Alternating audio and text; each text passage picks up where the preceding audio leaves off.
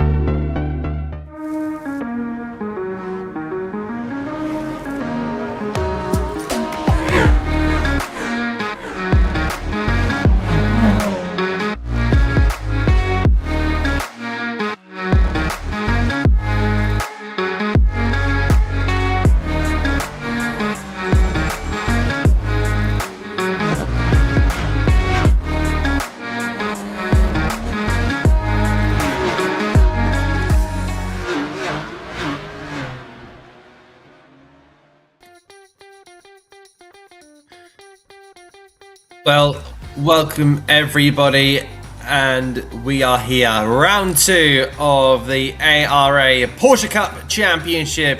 Round 16 comes at you from the Fuji Speedway in the land of the rising sun. What a circuit we have here. 2.79 miles with an altitude of 1,916 feet.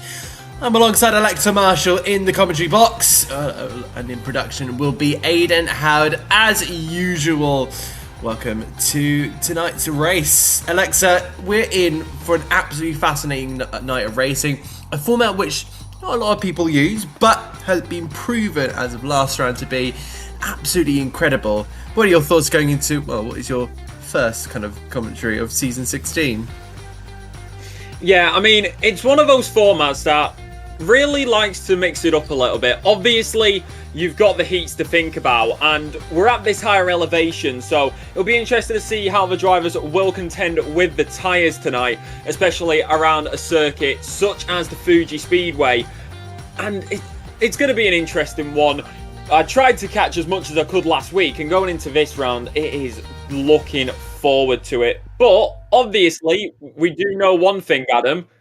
It's going to be quite wet, as this is the circuit. It is, of course, Fuji, like we've aforementioned, and there are 16 corners to come your way tonight in this iconic layout. You head down the run towards turn number 1 of Daiichi, and then that will quickly bring you out to turn number 2, which is a medium to high speed right hand kink, before heading down to Coca-Cola curve of the left-hander. Turn 4 and 5 make your way up next. That, of course, being 100R. Going to try keep it on the inside, but also you may see some moves around the outside with these Porsche Cup cars. Then it's the hairpin of turn number 6. Heavy braking, tight left-hander. You begin the run then through 7, 8 and 9. The iconic 300R. Then into the technical complex at the back end of the circuit. That's into Dunlop curve of turn number 10. Turn 11, turn 12 begins the run to 13, where you're going back and forth on yourself, similar to the Hungaroring, but a lot more complex when you look at the layout. 13, 14, 15. 15 may see some moves down the inside, or possibly outside, if some drivers carry the momentum. May get some switchbacks through 16 as you begin that run once again. Slipstream's going to be a big factor as you head your way back down towards turn number 1 and past pit lane.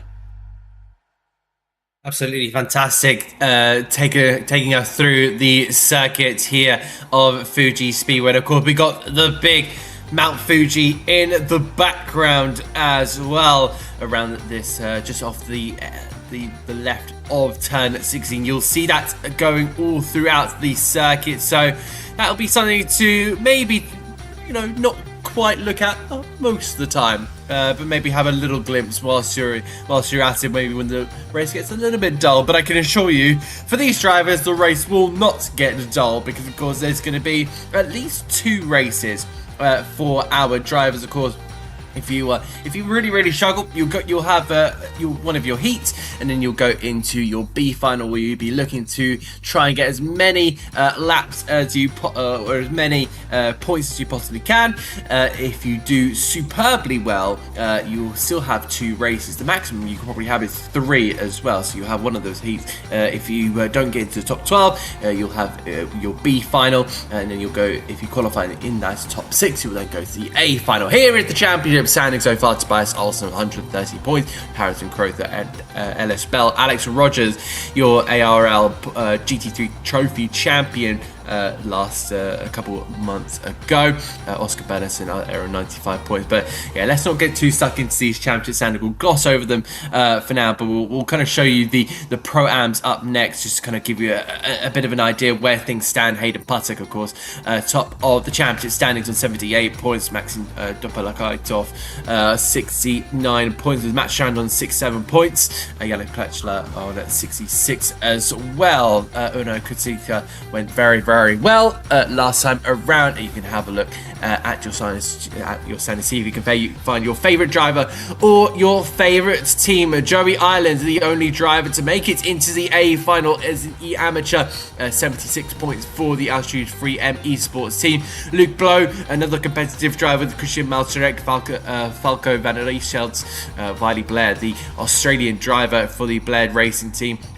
As you can see there, the points looking pretty close at the minute, and Raphael Winter, Michael Formato, Gilly Dersma and Marcus Dietrich, 2 of them making their debuts tonight in the form of the Canadian and the German drivers. So we'll have to see how they go about. The practice session is just about to come to an end, I believe. So I'm going to have a quick glance to see how everything's doing. But Alexa, what are you kind of expecting as we see the conditions out there just before we go into this qualifying session? Well, I mean, we're looking at them right now, and there is a lot of overcast, and it's very, very cloudy. Temperature sitting around the Fahrenheit of 67, but this is another thing that we want to think about. Who's going to get the worst of the weather? We do expect it to stop raining at some point tonight. We'll try and get the calculations on it, but that qualifying is going to be the big one, because it's going to get worse and worse for the time being, meaning that some drivers are going to unfortunately lose out in an aspect of where it's worse, and that's going to slow your lap times down. At this current point, it does look like it will be the amateur drivers of tonight, and I do wonder, how will that affect Joey Ireland? Because like you said, the only amateur to get through to the A heat last week out, but maybe this qualifying and the weather may have different plans for this time out. It does throw a little bit of an equaliser into the mix at the minute. I'm having a look at the timing session for the practice session. We've got 5 pros in the top 10, but 3 pro-ams and 2 amateurs. We had an all-pro top 10 in that A final as of last round at the Virginia International Raceway. So I'll be interested to see how this all kind of pans out. You can see there the results at the moment. Derek Heiberger at the top in the practice session so far. He's going to be looking to try and put a big plus on his championship contention so far, finishing 19th in Heat 2, but then 22nd in that B final. That did not help his case whatsoever. So to put himself near the top in what could be very changeable conditions, we'll have to see. And also another full mention, by 0.3 of a second. But let's not get into that too much. We're kind of focusing on what these drivers can do as momentum, because of course you've had the opening round, some drivers have dropped out, some drivers have come in. I think we're in for what could be one of the more interesting rounds. And also, Alexa, before I hand it over to you, it's going to be definitely one where our drivers are going to have to keep aware. You know, there's so many challenges to this circuit. I've covered this. I've covered GT3 recently, or a couple of months ago when it was raining. So there can be a lot of action thrown up. I've had a winner start 14th. And after 50 minutes won the race. So that just proves how chaotic a rainy Fuji Speedway can be. Yeah, and it does throw another curveball into the equation, because obviously we know if there are new people coming in to watch this series or haven't watched any Porsche Cups in the previous times, these cars don't tend to have traction control. So not only are you going into a already unstable atmosphere of having a wet circuit, which is going to cause even more chaos in a possibility to go off, that's also going to be, you've got no traction control, so if it's your first time in the wet weather, you're going to be in a learning curve straight away for this one, which practice is just about coming to a close, so we'll get to qualifying in just a few seconds' time, and we are about to see these, because I do believe this is going to be quite the interesting one. 32 minutes on the clock, and if I'm remembering correct, Adam, each class is going to be separate. Yes, it is. So we do have our amateurs heading out onto the circuit now. There is your championship leader, Joey Ireland, as we stated, on 76 points for the Briton. As he goes for a quick spin there. I'm not surprised, to be honest, knowing the way these conditions are. I'm sure we'll get an onboard with one of our drivers as they head around the lap, just to kind of see what the conditions look like from the perspective of our drivers. But yes, we'll go for 10 minutes. Just as I say that, there is our view. It is water galore. You are avoiding all of the puddles. You are really just on tiptoes in these opening stages. This is one of the pacemakers cars of Roy Swielson. I believe pacemakers are a Dutch team. They pretty much are there at race circuits to help the general public, the people try and get around the circuit, point them in the right direction, and they are now here on iRacing. But yeah, if that is a true story, please could one of you go into the Apex Racing TV Discord, find me at Adam Reed, and then just let me know if that is a true story or not. Any kind of information would be useful. But yes, we do have 10 minutes for the amateur, we do have then 10 minutes for the pro-ams, and then 10 minutes for your pros, which will be seeing possibly some shiny, sunny conditions. Well, I wouldn't say shiny and sunny. It looks to be a bit more foggy towards the end of it. But I want to point out another thing, as these qualifying laps, these flying ones, will get underway in just a few moments' time. We saw the onboard.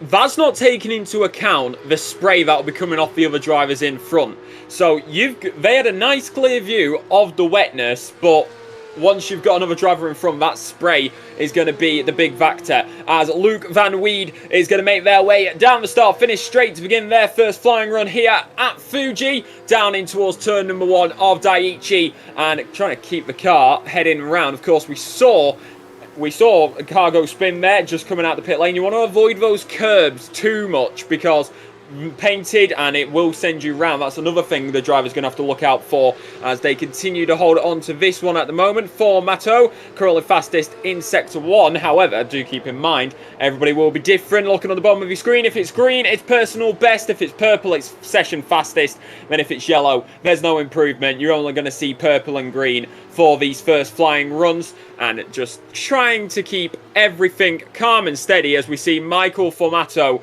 make their way around. The Canadian is definitely going to be interested to see what they'll be doing tonight, and there is a very large mix of drivers in here. Michael Formato with an I rating of 2,447, whereas if I take reference to a Pro-Am driver here of Ellis Bell on 7,074. So the skill level is very much a mixture, but either way, this qualifying session is definitely going to start to show each of these drivers' pace, and we may even see some dark horses. Oh, that's Michael Formato in his number 311. Porsche set the purple in the first sector, but unfortunately the car decided to have a little bit of a tank slapper go on him. Of course, Michael Formato, the Canadian, coming into the championship for the first time, I believe, especially in this season. And also something to note in terms of the numbers, if the number starts with a 3, they are a amateur. If the number starts with a 2, they are a Pro-Am. If the number starts with a 1, then they are a Pro. So already started to get on pace here. Joey Island crossing the line and just going almost 0.3 of a second faster than Van Vida. But yes, Joey Island back on top as he resumes from his time in the Virginia International Raceway. Formato goes third. Luke Blow, who is second in the championship standings with 43 points, currently sitting there in 4th place. But these are just exploratory laps. Oh dear, Francesco Miraglia, very Italian name, but according to his iRacing nationality, it is Dutch. Oopsie daisies. That's going to be investigated after the session. Joey Island had been tagged around by another car. I didn't quite get who that was exactly. We'll get a replay very quickly of this as well. So this was going in towards 100R. It was 300 foot. That being 346. 3, 4, 6. Royce Wilson. So that's who it was. Royce Wilson is the driver involved with that one. That was the 346. So the Dutchman is involved in that. And once again, looking at Joey Island, I am sure they will be having a little thought about that in the car. But now just getting out of the way of some of these other drivers as they make their way round. No other purples at the moment from what we are seeing. So right now, Joey Island leads, followed by Van Weed, then Formato, then Blow and Blair. So that's the top 5 at the moment with the amateurs. But Formato goes to the top in pole. 1 minute 51.061. Quickly dethroned by Luke Van Weed. 1 minute 59.48 to set the fastest here. Yeah, indeed, that's some pretty competitive times in these early stages, but they still need to get up to confidence. There's still 2 drivers from the amateurs that have not gone out, that being Caleb Ruddock and Phil Nind. So they don't have to go out. I think they are just not as experienced in these conditions. Caleb Ruddock, 1,700 in his I rating, filmed in 1,300. So, not the fastest guys on the grid. As Wiley Blair, the man from Down Under, goes fastest by a 1/10 of a second, 150.8. So decent time there from Blair. I think we may be able to see a 149, but just depends on how the track conditions will go about. Miraglia going to P6 there, but of course don't expect that to be long-lived here. Luke Van Vida back on the pace here for his 328 machine, as he makes his way up the hill toward this really, really tricky section. This man could be taking pole a little step further.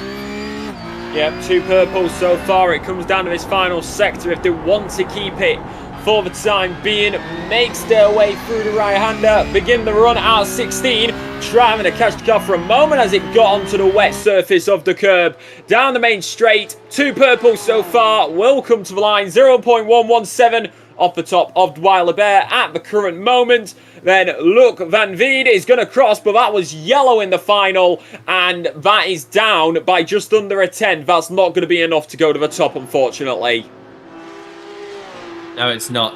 That's going to be a little bit disappointing on that part. We do have the final 2 minutes here. I think Van Wieder will not be disappointed, but there's going to be some improvements here. Is that track evolution coming into play here? Maltonek has gone 5th, but more importantly, Luke Blow goes to the top with a 150.2. Joey Island goes 2nd, just over 2.5 tenths of a second slower than his compatriot, with Wiley Blair now in pit lane. So he, my apologies, he's gone fastest of all now by 700ths of a second, 1 minute 50.2. So potentially track is improving. I'm not entirely sure what the timing screen is saying in terms of that, but I think it's just the tires getting into their heat cycles. But remember, they do take a little bit of time, but once you go through a couple of laps, that's where you see the best of these tyres. So with very little time left on the clock here,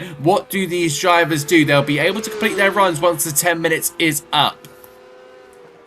Yep. Christian Malkrek is making their way around. 1 minute 59.53, their best lap time so far this evening. A little improvement would get them up in P number 4, but they need quite a large one to get it to the top. Of course, while Lebert currently on top, as you can see, then just under a 10th, it is Luke Blow, as there is going to be round, and Nind is off at 1. Just a little too hot into it, and that's not what they're going to want. There's the Croatian of Malakrek as they continue to hold the line for the time being, and just keeping it on the black stuff for this current time, as we are nearly at 10 minutes, and we are now. That means that these Pro-Ams are now able to go out onto the race circuit. And they will look to explore the conditions here. Luke Van Vida with a slowdown penalty. He's 5th of the minute. So the driver that was setting 2 purples earlier on in the session will only be 5th in terms of its qualifying session, I believe. Just to refresh my mind, the odd numbers will be in Heat 1 and even numbers will be in Heat 2.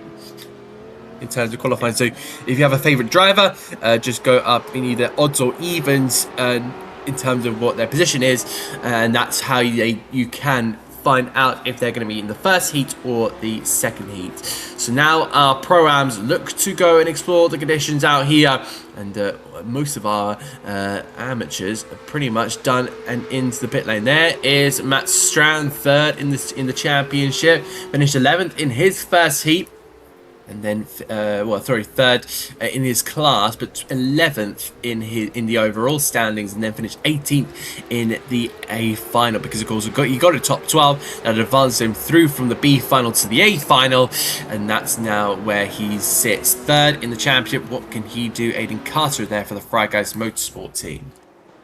Yeah, and just as we get around here, I will just point this out very quickly. Joey Island there at the end of the quali ended up in P number 1, and we've just seen there Formato up in the P number 4. Here comes Aiden Carter to begin here, and they will now make their way down past the pit straight. And I think that's one of the great things about this circuit here, Adam.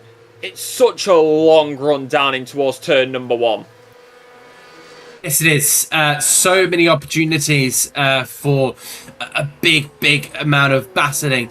So we'll have to see how these drivers approach it, because usually you brake just before that 100-meter board. Well, you're going to have to brake probably just before the 150-meter board in these conditions. So that will be something that they'll have to really take into consideration. I think X is also really important off that final corner, because of course you're going uphill, it's off sequence as well, so you're really going to have to think about where are you placing your car. You can also be smart in your defense as well, and trust me, I've seen so many big moments along that straight in terms of big overtaking opportunities, decisive moments on a race circuit. So that's probably going to be one of your hot spots in terms of, maybe as a spectator, what if you go one day. It's a pretty place yourself. So now we see the qualifying times happening. Again, the conditions are still pretty worse for wear heading in towards the chicane, but you can see that the river going across the circuit, and that's going to just see the tyres aquaplane slightly throughout the corner and just take you a little bit wide of the sequence of the chicane, and that's going to be something that the drivers are really going to have to think about all throughout this session. Yeah, and I'm looking at this here, in-game time, it will be about 12 PM that we're going to start to see it be properly dry. 11:45 is when it would be drying a bit more, so I'll be interested to think about for that regard. If you look at Hayden Puttock, currently fastest in sector number 2, as Aidan Carter continues to make their way around this circuit. Of course, looking at the Pro-Ams, you've got LSC Bahari as they head now to the line. This is going to be the first lap times across, and Aidan Carter P5 overall, P7 overall for the Belgium driver. You've got Klamvik in P number 12 and then P number 13 now for them, as you got so many more Russian up there. And there is Hayden Puddock. There you go, P number 1, 1 minute 49.559. And take into account, those tyres probably aren't even into the optimal temperature yet, so it'll be interesting to see how they will fare later on in this, as Jason Munson has gone P1, gone fastest in sector number 1. Also got Doll. You've also got Doll in P number 2. You've got Gutshay now in P number 4, and then Kutila in P number 5. But now that's put down by Munson, who goes P number 5 for them. And that was a very nice lap time indeed, with a 1 minute 49.947. But it's incredibly close between these drivers. From P2 down to P number 5, there's just over 3 tenths. And in fact, another thing to point out, Maxim here, P number 2, is on the dry compound. Not entirely sure about that, but what I will say, oh, okay, we have breaking news. Yep, Aidan Carter is on the dry compound tyre. That is a decision that has got my brain clocking. We now see the final of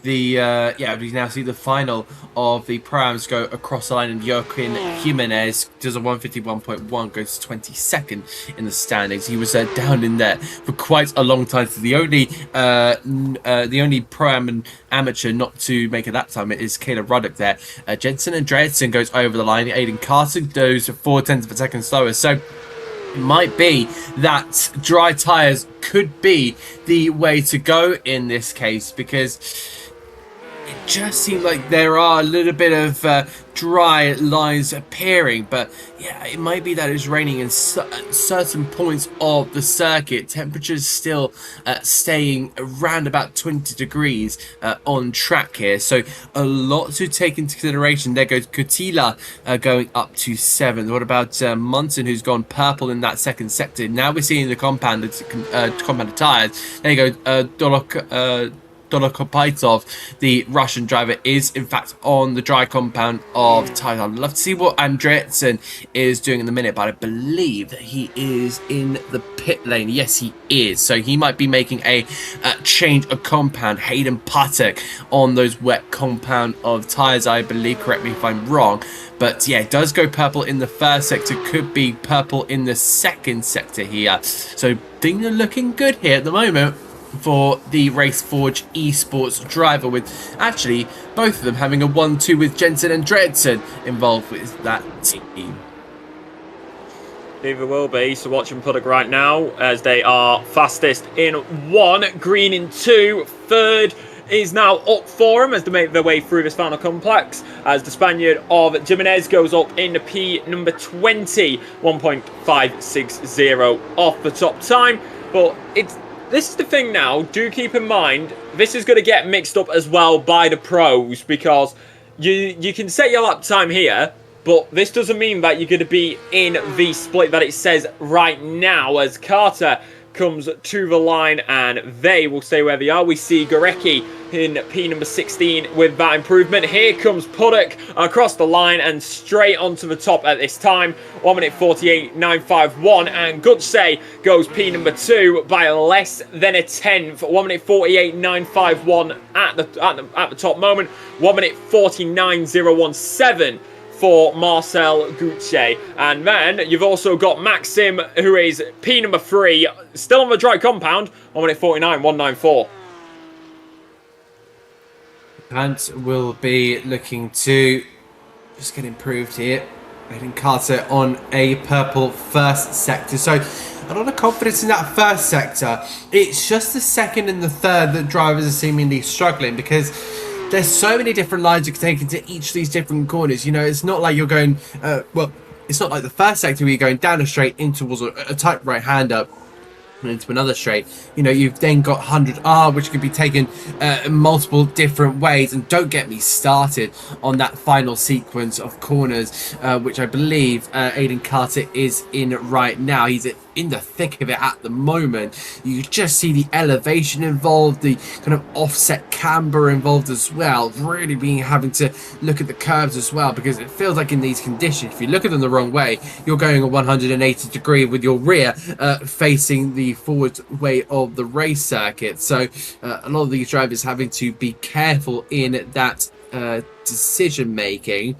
So we'll see what Aiden Carter can do. Aiden Carter goes yellow in the second sector, so does not improve his personal time here. So we'll see what the Briton can do. Goes to third. Jensen Andreasen goes to fourth. He's one of those drivers where I wonder what tyres he's on. Strand goes sixth. So I wonder if Maxim Dolopakaitov on those dry tyres, how competitive are they? Because that's something I really, really have been questioning. Because he's faster than some of the wet tyre compound drivers of his similar, similar classes. I don't feel like we're getting the full picture in that case. Yeah, I mean, it is an interesting one. It's just gone up to P4, now P5 as Munson goes to the top position, 1 minute 48.776. 775, it shows on the timing tower. But it is one of those things that you've got to question a little bit. Like, why not go on the wet compound? Because with what we're currently seeing of these lap times being set, if they run on the wets, there is a chance that they could get that top position. But being on the dry compound, it's a bit weird if you ask me. I think this also that it could be potentially, well, because I had to cover a race around Brazil, and someone was on the dry tyres of the rain side coming down, and they were using the outside line, and they were making moves. You know, they tried to go around the outside of a championship contender when, you know, they didn't have to do that. The Youthnet karting line, as we call it here in the UK, because of course, you know, there's been time where we put you put slick tyres on wet conditions, you try the outside line, and because all the water's on the inside curve, it's able to work.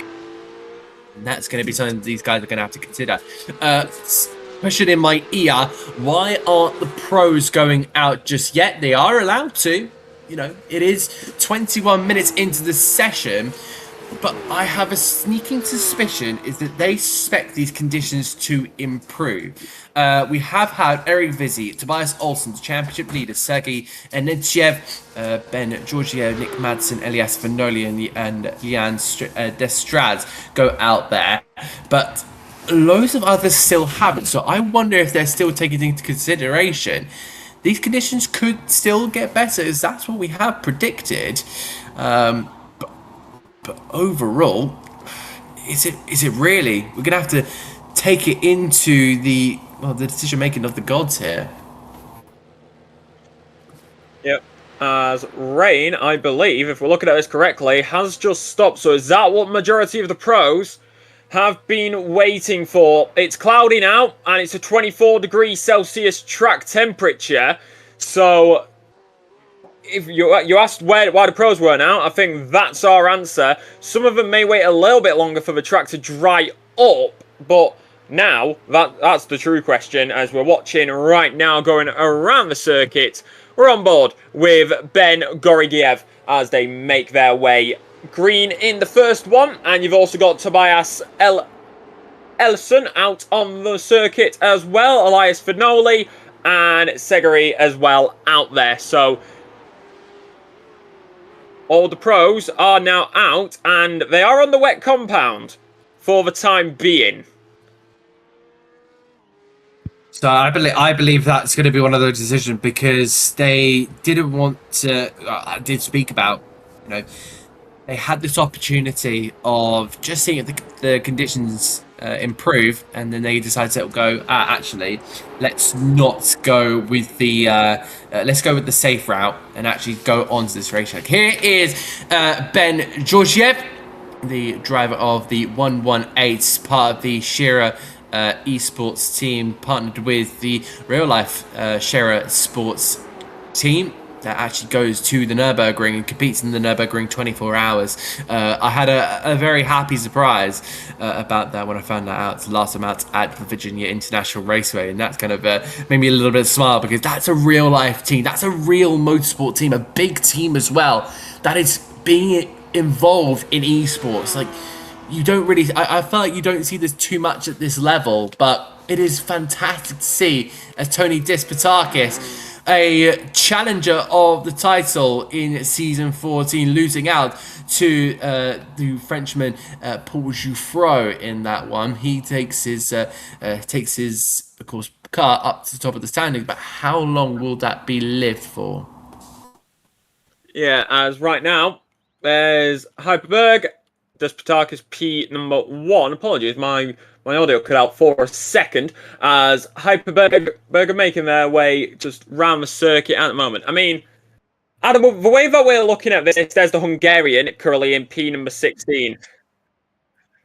If you're making a prediction here, what do you think it's going to be?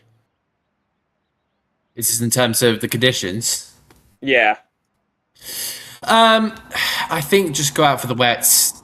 I think go for the wets just because it seems like the safe option. It's just down to driver feel, and I think that's something that us commentators we can't get. So it's really down to the feel of the car. I think audio has gone a little bit on these cars, but yeah, hopefully we can get that back ready for the race. So hopefully you guys can hear it on the broadcast. But yeah, we'll keep up to date and see if we can get anything going. Olivo still yet to go out onto the circuit. Olivo was a pro-am last time out at the Virginia International Raceway. He drives for the LionGPFencer.com team, which has hosted so many top-level drivers, including last year's competitor and real-life racer Vin Wiebelhaus, who recently competed at the Spa 24 Hours for the HRT Ford Mustang team.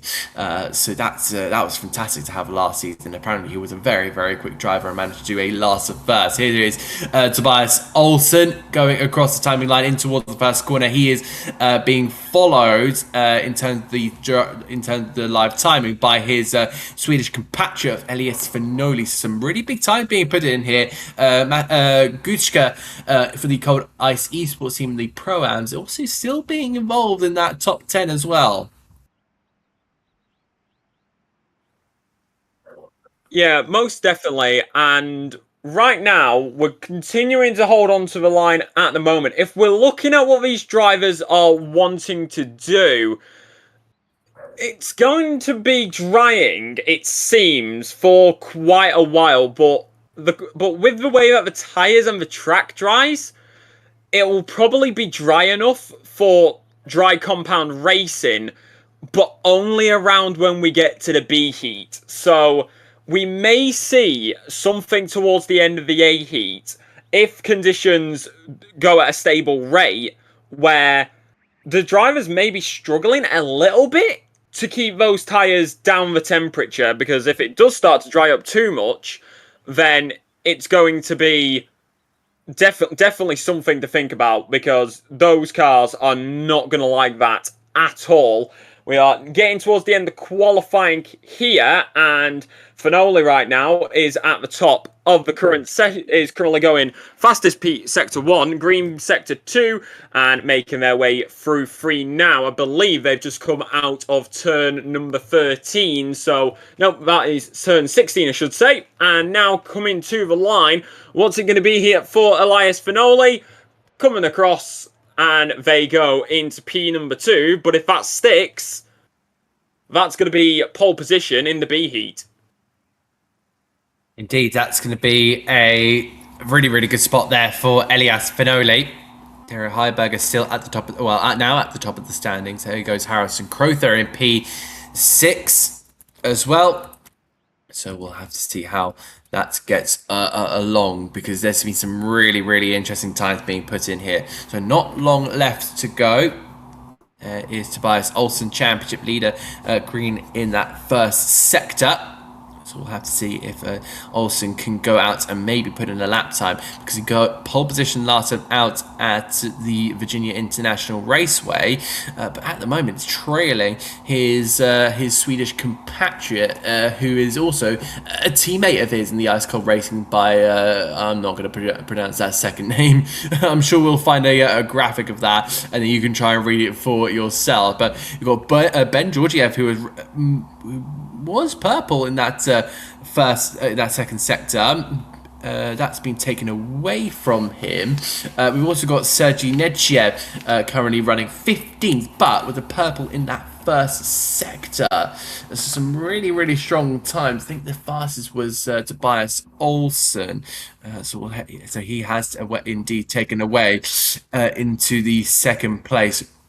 So we'll have to see if that goes to plan here. Tobias Olsen, championship leader, will look to cross the line, be in front of his teammate as well. Will he go to the top? Georgiev goes 5th. Alexei Bari goes to the top of the standings. Olsen goes to the top by 0.04 of a second. Tony Despotakis can only go to 3rd.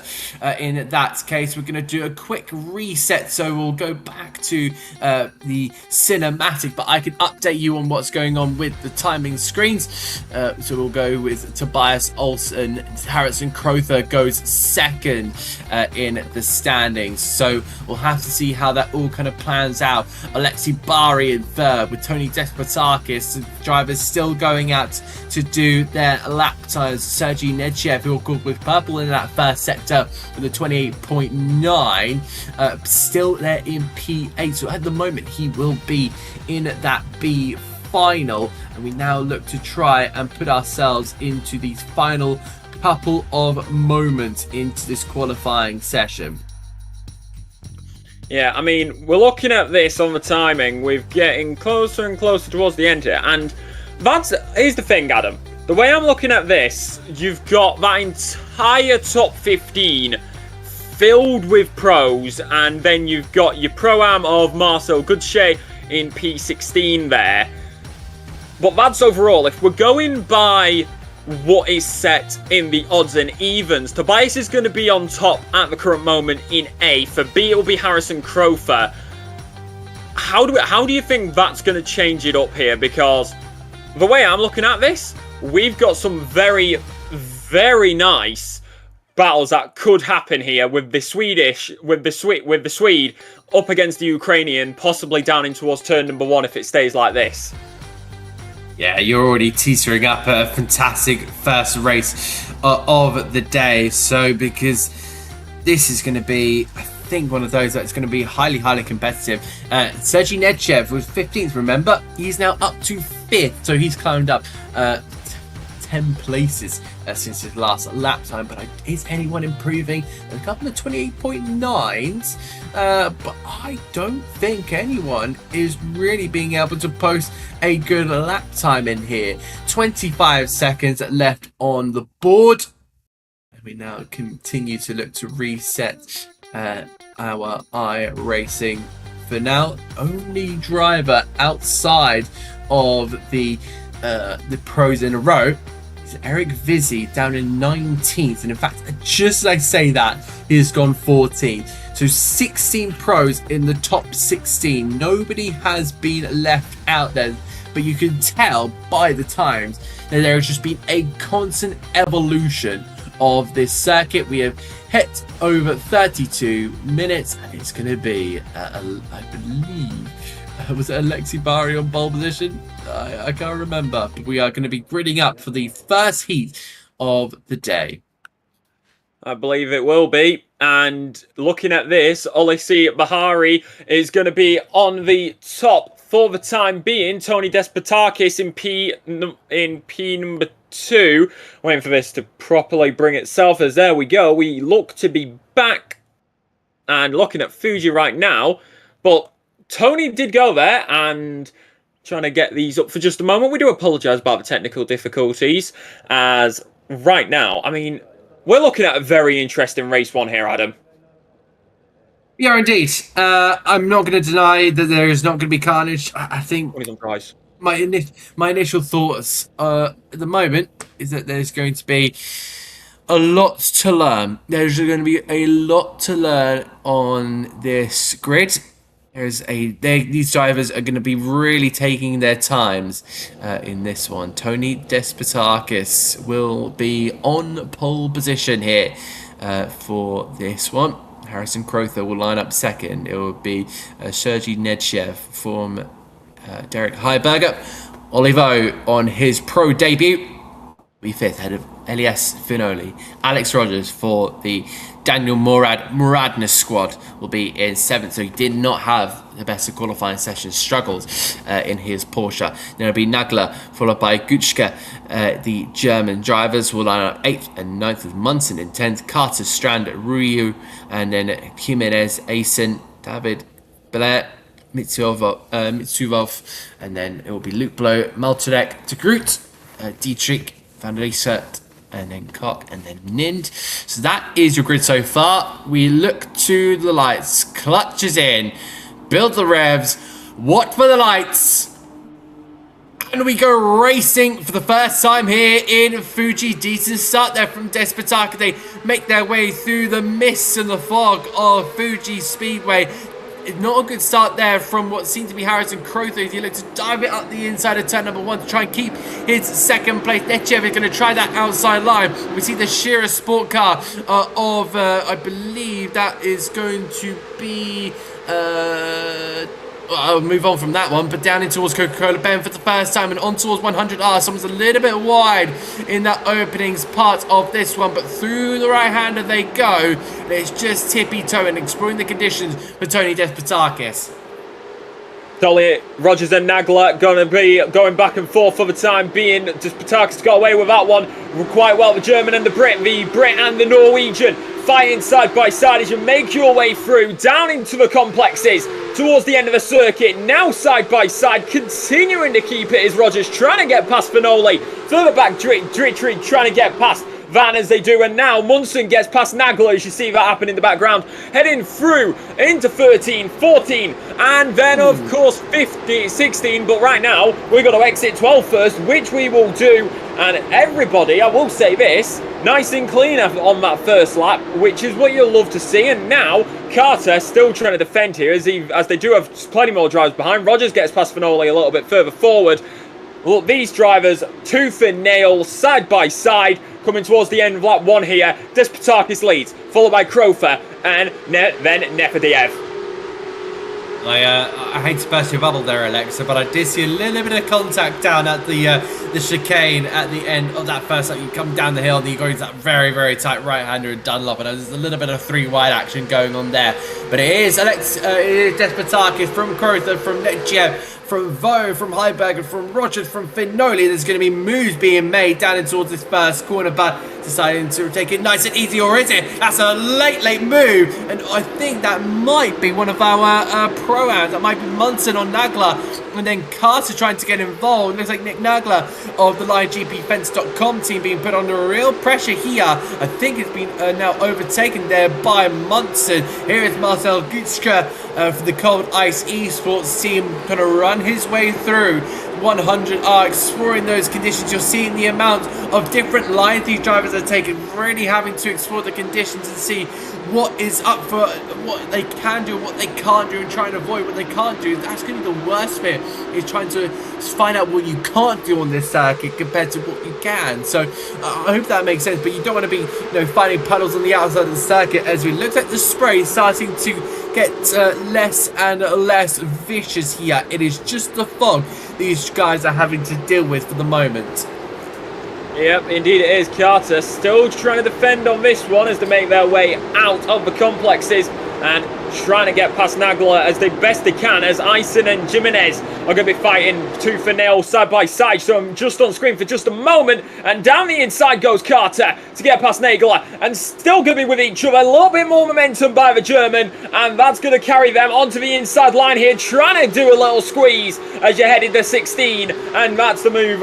Unfortunately, unable to be done by Carter. The pro driver of Nagler is going to be able to keep into that position, but now here comes the toe, which is going to be a factor as they kick in down the long main straight in towards Daiichi, and still going to keep it. The Brit now looks to the left hand side on the track, going to try to fly by in towards turn number 1, but Nagler's still going to be there for him. May look for a move down the inside. Jimenez in the background, Nagler and Carter side by side, little bit of a tap. That's going to end up for Carter losing out to Mitsuov, and now Mitsuov gets themselves into P number 10. And let's not forget here, Adam, not only are you competing here as David gets past Jimenez, you're also fighting for a place later on.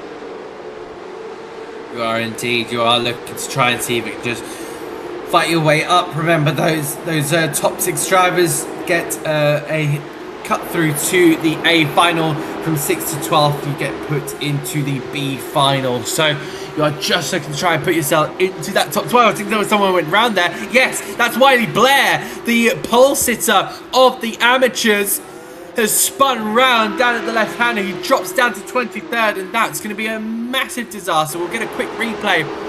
What happened to the Aussie? Through he goes on toward right hander 100R. Is it? Yeah, he looks down the inside, but too late on his brakes. Oh, clatters into one of our pro-ams. And there's only one person to blame, and his name's Wiley Blair, unfortunately. Yeah, I mean, you don't want to get involved in an incident like that, I'm sure, as that is going to be Vaux who has gone around. Ollie Vaux round now down into P13, may possibly lose out to P14 here, as Vaux is still trying to defend as Ison look to take advantage of the car. Slow round the outside, and the Spaniard of Jimenez gets past Blow a little bit further back on the timing tower. You can see the green and red. The drivers are going back and forth as Blow gets past Jimenez. So that's the Brit past the Spaniard down the main straight here. Ollie Vaux now has Ison once again on the back of him, moves to the right hand side, and Ison kind of had the same idea. Now trying the main and in towards turn number 1. It's gonna be the Swede who tries to look for it, and a little bit too hot there for Vaux. Up and under goes Ison for the opportunity, but is he going to be able to keep it? Fronts alongside the rear, and now out of 2 into 3. 4's up next as you make your way into Coca-Cola curve of 3, and a little bit further here. This is Jimenez and Vluiu as they are side by side out through Coca-Cola and into 100 ARA 4 and 5. The Italian driver of Emma Ryu trying to see if she can make her way through, but another set. Oh, there's contact in behind. Oh, that's going to be a disaster.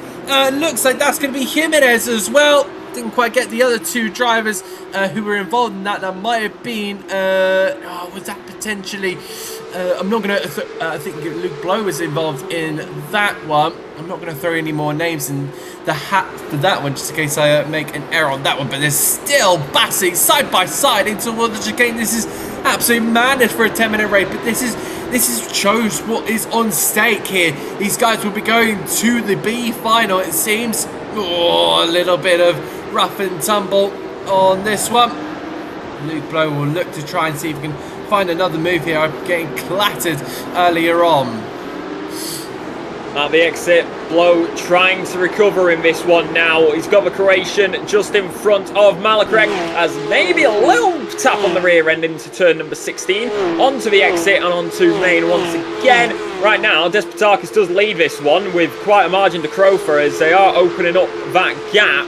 As well, you've also got Neferdev in there, as well as Heiberger, Rogers, and Finoli. They'll be going to the A final, and here comes Gooch, who's trying to get one. Can he get another down the inside at turn number 1 of Daiichi? And that's going to be P number 10 for the time. Still trying to fight it, but not enough. Apologies. That was Mitsuov who went down the inside, as Gooch is still, he's on the defensive game now because Carter is right up the gearbox. Made their way through 100R once again, and Gooch is looking to just attack here on Negler. Oh, the German up the inside of Mutov, and there's a bit of contact between the two. So the Russian driver will now get slid out wide there, and the German will put his nose ahead, but also look at Mitsov just trying to tuck him behind, and also Aiden Carter trying to find a way around the outside. Is he going to be able to be late on the brakes here? No, because I think Mitsutov is also trying to go for a move, so 3 won't go into 1, and Aiden Carter knows that Matt Strand looking for a gap here, because he's now got Ollie Vo behind him, who's going to be looking for an opportunity. Down the inside, there goes Vo to try and put himself into that B final. His transponder momentarily going up towards P-Top, but these are incredible stakes on offer. I think fastest lap at the moment going to Harrison Crowther in second here. So he will look to try and gain on Tony Despotarkin for the lead of the race. He'll get a couple of extra points to his tally for the championship, and that's going to be exactly what he needs. But you can see that 6 cars in a row in this one. It's good. It's I believe it's Mitsutov, and then Gushka with Carter, Vo, Strand, and then Asen as well, trying to defend down in towards this first corner. This could get all sorts of rough and tumble. 3 wide. Aiden Carter right in the mid as Mitsuov is going to be right there. Round they go. That is going to be, I believe, yes, it was Strand. And that's going to knock him out of the B final for now. You've got this. This is going to be final lap, I do believe. So you have got now Matt Strand, who was in B and is now knocked out. So they're going to be, I would say, maybe a little bit desperate to get into that. So it'll be interesting to see what they'll do towards the end, as Carter's there, Valks is there, Gooch is there. This is going to be a proper right into the final lap, because Carter's still trying to fight it, and there's the timing. So they'll start to see white flags as they head around this circuit. It's the final lap then. This is the 10-minute marker, 10-minute timer already done and dusted. So Despotakis will be looking for that timing line. And we now see Asen trying to go around the outside of Gudsha to try and find that final place in the B final. Aiden Carter will now look for a potential gap here to see if we can maybe make a move. This is super entertaining, but we do have to head back to our race leader, because he's probably heading down that main street. There is Tony Despotakis, who will now make his way and enter the A final with Harrison Crowther. A fantastic win for the Greek driver. He does it in style in the misty condition. Netjev will be third, but this is the main battle you want. Aiden Carter against what seems to be Mitsutov down toward the final part of this straight. Who will be getting it over the line? Well, it doesn't really matter in terms of what final you're in. They're both in the B final. Vo will be in 11 and Gutsa will be in that B final as well. Looks like Asen will be in 13th, so fantastic stuff from him. Matt Strand 14th. So this is going to be some really good racing for now. Yeah, and apologies, I am going to correct us here, Adam. Just looking at the format again, it's the top 12 who get into the A final. The rest of the drivers then get into the B final, and it's the top 6 from the B final who then get through to the final. So, just a little bit of a correction there for us, but that was a race and a half. I mean, if we thought that first heat was good, I can only imagine what the second heat's going to be like. Indeed, that was a little bit of a mistake on my behalf, so I'll hold my hands up. But yeah, that was super entertaining. That was so we're now waiting for that B final, which will be hosted in just a few moments' time. Our drivers are now loading into the session, so pretty much a part 2 to what we saw. You see there, it's going to be Tobias Olsen on pole position. Alexei Bari will be in second. Then it will be the Hungarian of Gergo Glasha for the CC Esports Academy. We get Ellis Bell, the Scotsman. What can he do after seeing his nation get knocked out of the World Cup? Can he be the pride of Scotland here in this sim race on that second row with Georgiev for the Shearer esports team? That's always so cool saying that to me, especially watching that team compete in the 24-hour Nürburgring so many times over the years. Destraz, the Swiss driver there in 16. They're also majority going for slicks. Vizzy on the wets, Madsen on the wets, so is Miraglia, Winter and Swielson. For the second time, clutched in, built the revs, watch for the lights, and we go racing here in Fuji. Olsen gets off to a decent start, but I wonder if Bari may have been able to get onto the get towards the second phase, but no, it's going to potentially Glacier down towards the first corner, hard on the brakes. I think there you go, there you see go Glacier trying to see if he can get next, which is exactly what he's done. Georgiev up to P3, Bell has dropped to place as well, and we'll see what Madsen and Fizzy can do on this wet tyre. Somebody getting attacked from behind. That might have been Alexei Bari, the Ukrainian driver, dropping down a couple of places. That was not ideal for him. Just got a little bit of a wiggle in the back from what I believe was Ellis Bell, who will move up into fourth, but that was a little bit tetchy racing. They had their way now down the hill and in towards the left-hander.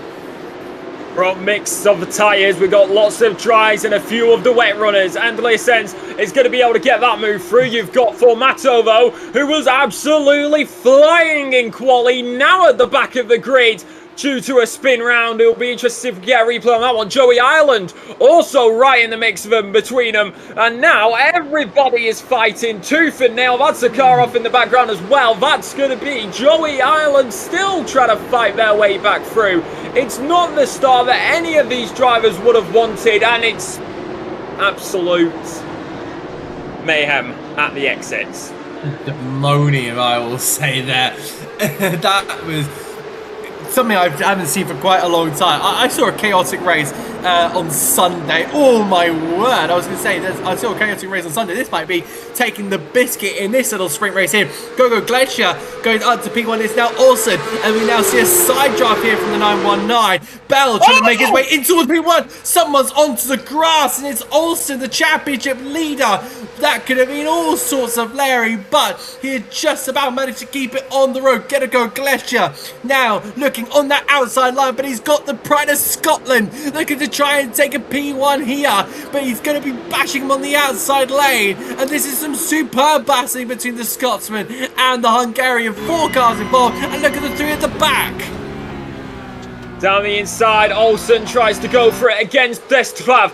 Vizzy getting past Dalt further back, and now yellow flag for Bahari and Sumabor as they go off the circuit slightly, possibly running a little bit deep. Gaza is back into the lead of this one. The Scotsman is going to be right there for him though. The Scot is right alongside trying to send it, and it's still going with each other, and it's all to play for. Bell once again just about inching ahead as the Hungarian is fighting this one tooth and nail. Inside line here by Gaza, and still just about being able to keep that one. It's right, he's going to be right off the circuit, and still side by side, going to go 3 abreast momentarily coming out of the chicane. And now into the right-hander. This is Bell. Olsen as well in this one as they go off a little bit as well. Destraz also in this one. 4-car fight. Olsen getting pushed out there in the blue and white car. That could have been all sorts of worries for the Swedish driver, but they'll make their way up toward that final corner of turn 16. Who will be able to get the traction? Look at that battle of Ben Georgiev and Hayden Pusick battling away. The leader of the Pro-Am Championship looking to try and get into a top 5 here. They make their way down the main straight here. Still look at that 4-car battle. Let's go Glacier trying to break the toe here. We'll stay with Ben Georgia, but if there's any change, we'll have a look here. Jan Destrad looking up the inside. There's contact with him and Olsen, and there goes Ellis Bell. Bell has been spun around, and he needs to try and regain in at least 12th place here. He wants to be able to stay in that A final. He drops to 9th. He will potentially even drop to 10th. He's got Alexei Bari, but I think it may be a clean drive here for the top 12, unless, or there's been, well, as I say that, somebody gets forced out wide. That's Kutila, the Finnish driver with Alexi Bari alongside him. If they're not careful, they'll fall into Eric Visi for the Mamika Group M Academy team. He will be able to get a place here, but he's now being overtaken by one of our debutants. It's turn number 1 of Ellis Bell having another look at this, and it was down into the braking zone, and oh, yeah, that's really unfortunate for them, I would say. Like, there was not much they could really do in that aspect. No, there wasn't. You're really on the limits in these conditions. You're just trying to see what's right and what's wrong. As I said in that first heat, somebody make a mistake. That's Katila, I think, trying to fight it on the outside lane. So this is going to be interesting. We now got 2x2 going in toward these last couple of corners. Dolkapayatov, the Russian driver, leading that one, but now we have Madsen alongside him with the wet tyres. We're going to be seeing 4 wide, potentially. No, we're not, because Negi Sombor has been hit off the circuit. He's going to just try and spin it back round, get out the way of everyone there. I was excited to potentially be announcing 4 wide, but unfortunately that didn't happen, and one of our Hungarian drivers goes spilling out of that top 12, unfortunately. Ooh, this is getting all sorts of rough and tumble, hip and shoulder everywhere you look. Destraz up there as well, and now still trying to keep it, because that is not what they would have wanted. Possible slowdown as they continue to fight their way through. Bell gets past Gorecki further back, so that's going to be the Scots up and ahead in the P number 6 for the time being. But we're over the halfway mark. We're in the second half here, and this is all, like you've been saying, Adam, all rough and tumble, more than Heat 1 has been. And in the background there, I believe we just saw Kutila possibly trying to make a move on Gorecki, as there is Dogula Petov as they try to keep this one. The Russian still trying to defend, but also get on the aggression here to get past Katila as they exit out through the chicane into the 13, 14, 15 complex, but not enough momentum to go inside line. But that's going to be off, and the car's going to lose control for Katila as they spin around on the exit of 14, almost colliding with the car of, I believe that was Madsen. That could have ended a lot worse for both of those drivers as they now make their way through 16. Katila's going to have to reset and go again. But now, also, Vizzy's in the background as they make their will to get overtaken by Plexa. And Lohila may actually try for a move on Madsen here as they make their way side by side down past the grandstands in towards 1. Once again, we've seen so much happen there in this race so far. Let's hope it doesn't happen again.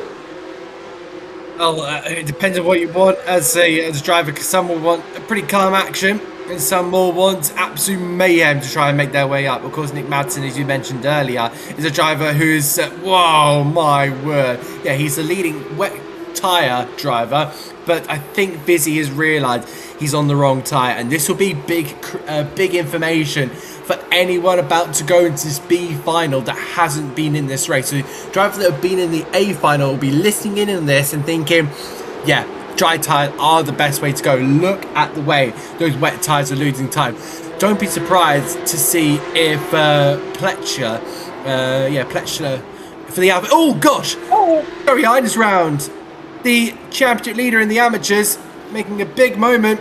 He's got back going, but he's now handed more opportunities to the likes of Pletchler to try and go for that coveted 12th place that'll put him in that A final.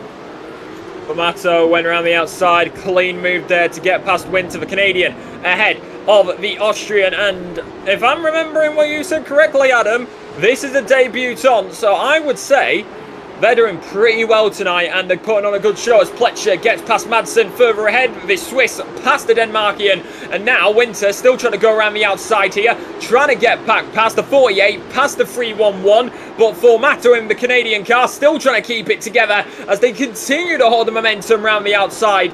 And Formato going to close the door and not let an opportunity slip by where Winter may be able to take the advantage. And onto the main straight, onto the curb as well. Winter having to catch the car for a moment as Gorecki, he's going to get past Dol as they went deep, did the Russian, and that's going to give Mutsev in the opportunity. P number 7 for the time being.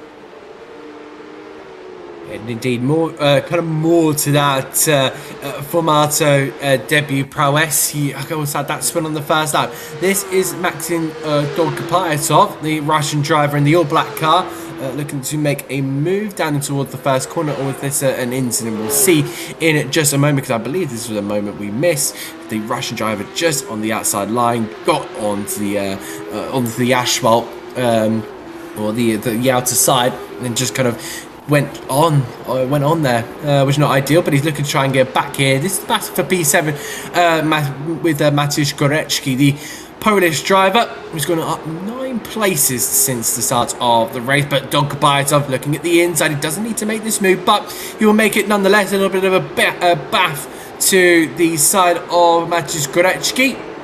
245 has been dispatched. The Russian now up to P7. So it's Gogo Glacier from Olsen, from Potuk, and this will be it. The checker flag is out. It's been so chaotic, I haven't even realised. Gogo Glacier is your Heat 2 winner, ahead of Olsen, ahead of Potuk. It'll be Deschai from Georgia with Bell. Dolgopyatov will finish home in Seven with Gorecki, and then Alexei Bari will make it through with Kotila, and then Lulia. And then I said it, Pletcher will make it into P12 there to gather his final point. And then Luke Van Wieder, who was so strong in that qualifying session in the amateurs, just having to go into the B final. But a fantastic race there. And also, we had likes of Nick Mason and Vizzy on those wet compound tyres. Lose so much time. They finished 15th and 16th by the end of that race. That was complete and utter chaos. Absolute cinema, I tell you. As that is going to be that. I mean, looking at this, I would say, could it have been a little bit cleaner? Yes, it could have been, but it was rough and tumble all the way, getting right into this one in just a few moments. But I think that's proven the point, Adam. We're at the point now where it's the dry compound all the way. Indeed, I think it is now that time for the slick tyres, because we've seen how strong, those top 12 drivers have been. Now go into the final. Yeah, but we'll just have a quick discussion about what is about to happen, because, as you say, it has been so competitive. I feel in this one, I've been really mightily pleased with how these drivers have gone about everything. Alexa, I'll kind of post a quick question to you. What do you feel we've gathered from these two heats that we can carry into these finals? What I would say is, you can't predict anything. I mean, you see Joey Ireland here, they're in P number 4, and we saw their spin from going one race and now to this other one. Anything is possible, and nobody is giving an inch to any other driver. So you really have to keep awareness of your surroundings, because even though you may be clean out there, it doesn't mean everybody else is going to be. Ison's on pole here. Van Weed P2. As they come towards Fuji. Turn 1's ahead. All eyes to gantry. Green flag drops. And already a black flag in the background. Ison pulls over to the side to block off P number 3. And now trying to keep it together. Blair is already going to make the move behind. So is Omoso. Sweelan is going to lose out. 3 abreast down the inside goes Van Weed. And already, you've got Joey Allen in there as well. Luke Van Weed side by side with Matt Strand. Continuously fighting as they make their way up through the exit in towards Coca-Cola curve.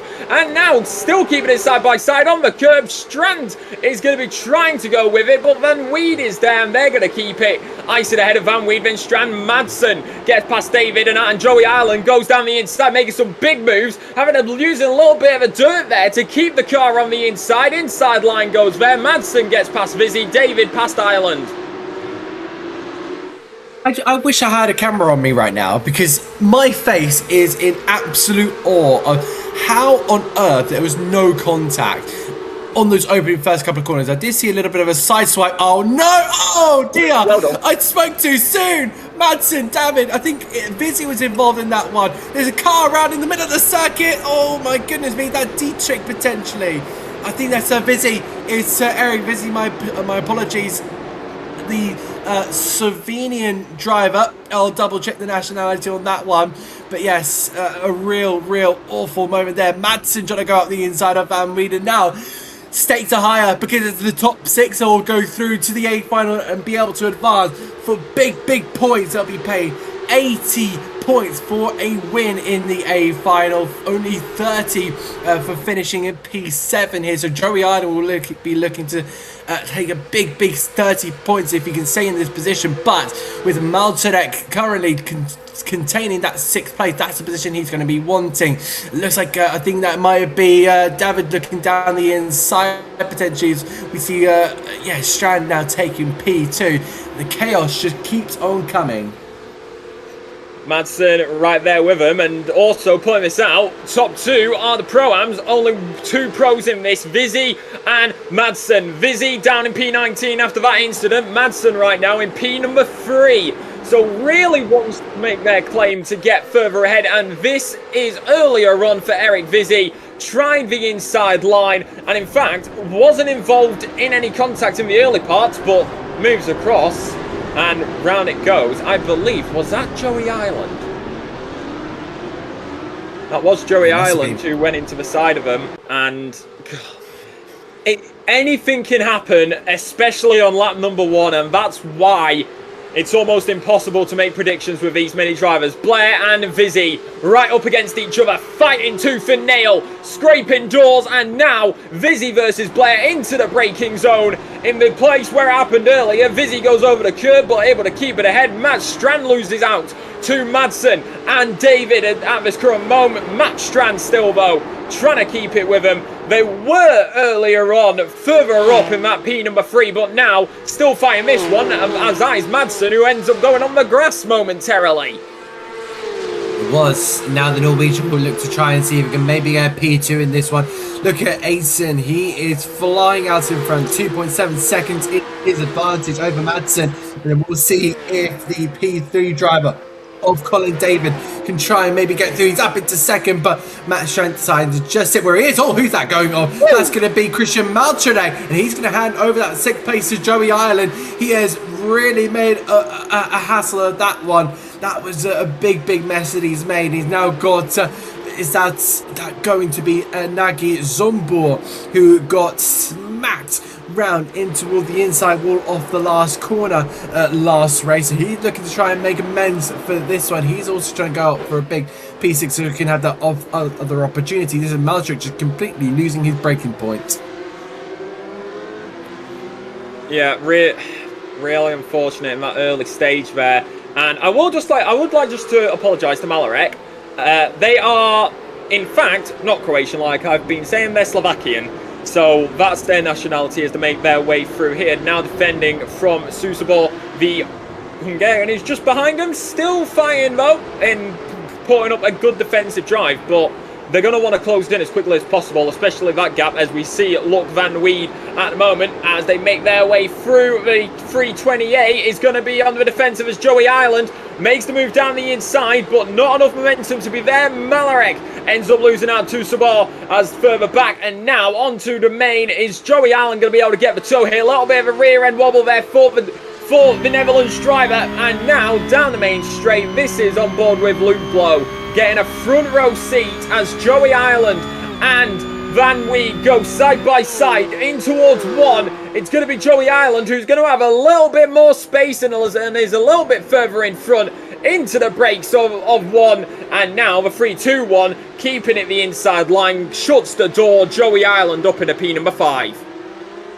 Move there from Joey Ireland, of course, had a moment where he was outside the top 6, especially at the start of this race. Now finds himself up to P5, and that's what you see from the championship leader in that amateur. So he's looking to extend his potential of big points, but he won't be alone for the moment because he's got Luc Van Weed and Luke Blow here to do the battle of the Lukes And Blow will go up the inside here, try and see if we can fight it on the outside lane. Hopefully there's going to be no standing water, just waiting to scare off the Blair Racing driver as he now looks to go around the outside. A great move there, relegates the Dutchman to P7, and now is Nagy Zombor going to try and maybe gain a second here and overtake the Dutchman in what could be a big change and decipher in this one. But at the moment we are taking 3 pro-ams. Oh, it's a spin, and it's Luke Van Veen from 7th, and the purple and white car has had big issues. Did he just get offline to the rear, just go around in him? We'll see what happens to the Team Purple sector car. I think the rear just started going around too late on the brakes. The weight transfer just not right in that time, and that's the big kind of opportunity, I think, eroding away from the Dutchman.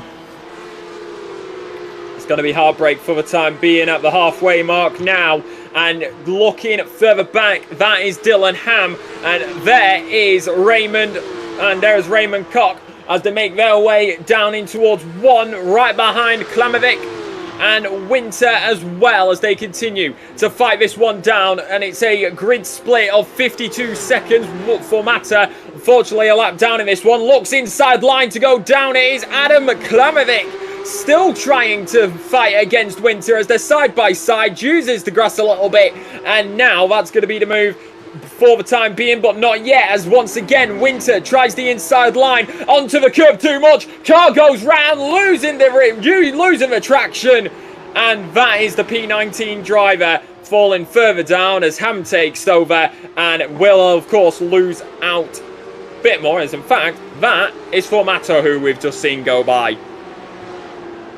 I'm having to take a puff out of my cheeks there, because this is coming complete chaos, but we're still seeing some really big position up for grabs here. I think that Asen has been gained here by a little bit by Madsen. Of course, Madsen was one of those drivers who took that risk onto the wet tyres in the heat, where the majority of drivers were showing that it was the right decision to go onto the dries. Yeah, Madsen now in P2 and starting to maybe gain here a bit on his fellow Scandinavian. It is David now in 3rd, but Zombor is going to be under a little bit of pressure here from what seems to be Christian Malczarek. They'll look now to the outside. Will the Slovakian, and up the outside lane he will try, but Nagy Zombor will try and fight. There's a bit of contact between the two. He will straighten up the Mamika M Sport Academy car, and looks like Malczarek will head back up into 7th. The amateur driver managed to get past the Hungarian, but now he's got a long road to go to try and catch up to Luke Blow and gain a place in that A final. Yeah, speaking of gaining a place, I do just want to point this out. Zombor, 14 positions up in this race so far. P number 8 currently. What more could you ask for? If anybody's been having a good drive in the B final, it's definitely been this driver, but still 2 positions away from getting into that A final as the break into the finals, and now keeping it inside line through the chicane, trying with all their might. But they also need to take into consideration here, the more they're fighting, the less chance they've got to catch up to Blow, as it's opened up to 3 seconds now. So maybe having to help each other out a little bit, unless Malarek realises it's not going to happen, but ends up going a little bit deeper. And now the Hungarian trying to take advantage around the outside as they're heading to 16 and onto the main straight, still defending, and the Slovakian is still on the defence. We'll have a look at this battle very quickly, because this is still Malczarek and Zombor part 2, and the Hungarian look to go by past the Slovakian, but I want to have a look at the lead. Look at that. That has just dropped about 3-4 tenths of a second in these last couple of moments. So we'll probably look at that in just a moment's time. Zombor up into 7, so the Pro-Am making his way into P1 and 2. There is the battle, 9 tenths of a second between Asen and Madsen. And from my little beady eyes, I have been noticing that gap has been kind of coming down towards this sector of the circuit. It's the tight corners that I think Asen is just struggling with. And with 3 minutes to go, we could be seeing a serious battle amongst these two. It won't mean too much, but what it will mean is a win in the B final, but they'll both be going to the A final as long as they don't take each other off the road. Now, we head in toward this tricky section, which is where Madsen has really shone when I was studying the timings the last moment ago. Down to 7:10, down to 6:10. I think Aiden's just struggling. He doesn't like this section from what I'm getting here. And of course, Nick Madsen is going to be right deep in that slipstream down the longest straight on the calendar. And this is exactly the position Madsen is going to be wanting to put himself in. Madsen with the fastest lap of a 1:40, and they're gaining about 3 to 4 tenths per lap down the main straight and in towards 1. So the advantage right now goes to the Denmarkian as they continue to hold on to this one. Down in towards the brakes, it's 4 tenths at the moment. If we go by the maths, this is going to be a penultimate and last lap battle for the lead of this, as the two drivers from the north of Europe go into their fight, and Vizzy once again has lost out further back. Klamovic and Nin got past them, and now Vizzy down in the P17. Keeping eyes on this fight though as they continue. You can see the Porsche lurking and slowly closing. The gap does open up a little bit when you go through sector 1 and 2. But by the time we get to 3, it's already closed again as Joey Allen goes down the inside of Strand right now. And side by side, the Brit versus the Norwegian. It's all to play for, as a little bit of a wobble there, it seems, for Strand. And they now make their way through. I'm surprised in the grandstands you don't hear any rowing down the inside. And then that up into P5, but let's again have a look back at Madsen, because last time around he did the fastest lap with a 1:40.1, and it was faster than Valaisen's lap by half a second. Now, this is Madsen's opportunity to strike, but he's got to be very careful in this case, because if he puts out a strong move but doesn't quite come off, he may take both of them out of the A final. So we're right on board here with the Danish driver. Now, who has the power down that main straight? Because of course Madsen's going to have the slipstream, and it may seem really strong for this for the Danish driver. The Swedish driver will now look to play his defensive role, but I think it might be one of those where you just got to try and do it in the corners. I think Aiton has set his car up for the straights, whilst Madsen has set it up for the corners. And I will put this question out now. We saw those timings when they crossed the line. It's going to be down to the seconds here towards the end if they have another lap. So Madsen, if I were him, I would say you want to get this done on this lap, in a possibility that it doesn't go another. But right now, still fighting, still closing. Nick Madsen, though, like you said, it seems like he's got to do it in the corners, but a little bit too wide there. Could be. Fact, this is final. Yeah, of course, final lap of the race as well.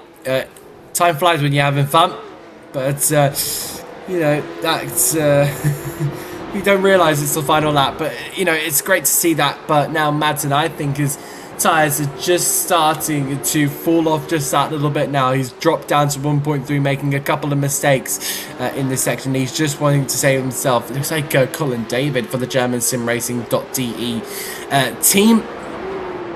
Madsen now chooses the inside line here, just I think keep himself in the frame here. Well, it's been a fantastic battle for the lead, but it will be Val Asen to go across the line, and he will take our B final win. Fantastic stuff. Has Nick Madsen run out of fuel here? I think Madsen's run out of fuel. David has crossed the line in second. Will he be able to hold on? He crawls to the line. Yes, he does.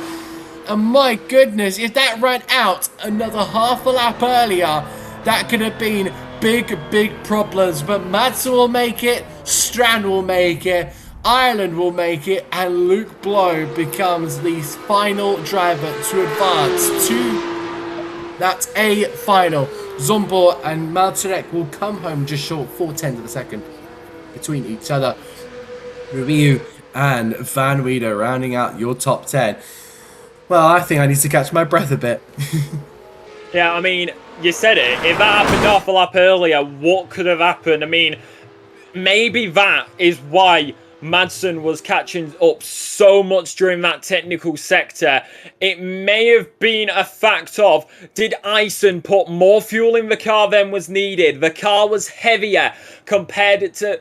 The car was heavier, so that gave Madsen the opportunity and the advantage, but that's all the story of one race. We've got another one to come your way in this final one.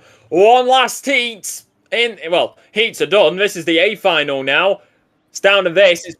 It's Fuji Speedway. 2:29 miles, 24 degrees Celsius, altitude of over 1,000 feet. We're in Japan, near the city of Aoyama. It's a Grand Prix configuration. You're watching live on Apex Racing TV. As we have a quick warm-up here, so good chance to catch our breath. But Adam, I mean, we've got one more. But those first 3 races, my goodness, what action we saw! Yeah, we did have a ridiculous amount of action. We'll just have a look and see some of the cars out there. But yeah, the A final, super competitive. I think everyone was just taking their sweet time. There was a couple of incidents here and there, but you know, I think overall our drivers were quite well behaved in that race. They didn't want to take any opportunities to throw a stupid move up the inside line. But yeah, there was a couple of collisions in there, which sometimes they're unavoidable. But then the B final was just absolutely chaotic, and we love those type of races. I love when yeah, it may be disappointing for the drivers, but I enjoy when we have just these spectacular moments that we never would have expected. You kind of always go into a race thinking, oh yeah, we're just going to have a couple of battles here and there, a couple of incidents, but then we just have this whole send up the inside, really close racing, knowing that any situation, any overtake, any moment could change the outcome of tonight's race and eventually the championship. But then you go into that B final, and I think you saw the stakes was there. There was risks being taken, especially with the fuel, especially with the tyres. But yeah, it's now come to an obvious part of this kind of tonight's race where it has just become that obvious kind of sign that the slick tyres are the way to go. And I'll be interested to see how those drivers do now approach this next stage of this race, because there's big points. 80 points for winning this race. Of course, there's some drivers that may just be looking to bag some big points. They've got to this stage and they're just thinking, let's just bag whatever we can. But there'll be some drivers who really truly believe that they're going to be able to go for a win here tonight.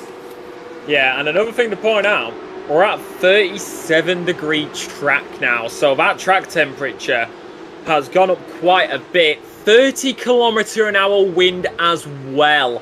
So that's going to be something to take into account for the corners. There is Jorge Gasser as they make their way around. Checkered falls for the warm-up. You've got your fight. You've got one more race coming your way. If you're going to predict anybody here, Adam, who's it going to be? That's a big question, despite everything we have seen all throughout tonight's race. Just having a look at the grid. Well, let's have a look at it then. Tony Despotakis on pole position. Gogo Glacier in P2. Harrison Crowther will be in third with Tobias Olsen and Sergei Nedshev. Hayden Patek, the leader of the Pro-Am Championship, will be in sixth, followed by Derek Heiberger and Leland Destrad, with Alex Rogers and Ben Georgia for the Share Esports team. Elias Vanoli, the Swede, will be alongside Elliot Espel in P12. Then we'll see if we can go further on. We do. Nick Nagler in P13 with Maxim Dolkapayatov, with Jason Munson and Maciej Gorecki. Aidan Carter with Alexei Bari, with Timothy Mitsutov, with Ergo Kokila, and Oli Vo, his first race in pro. First weekend, I should say. Alexis Lulia the debutant for tonight. Let's see how they can go from 22nd. Marcel Gushka and then Yannick Petschler be in 24th. So we now wait for the lights to appear on the timing beams for the final time here in Fuji.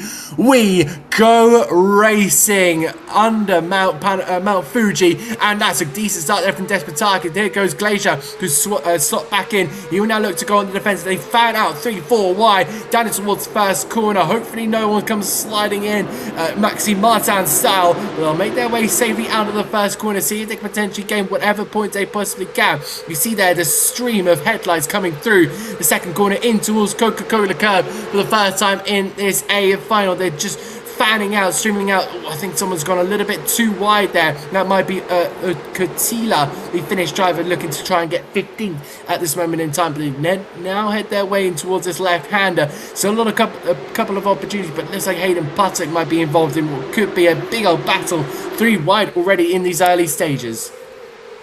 Already side by side, Hyperberger gets past Rogers as it's now down in towards the chicane. We've seen so much happen here as the Scot of Bell, Ellis Bell, trying to go around the outside of Jorgvir, but who now tries to go against Finoli. Inside line by Bell. It's all to play for between the drivers as that is all to play for as Munson gets past Dolo and Olsen gets past Grover and Nefede.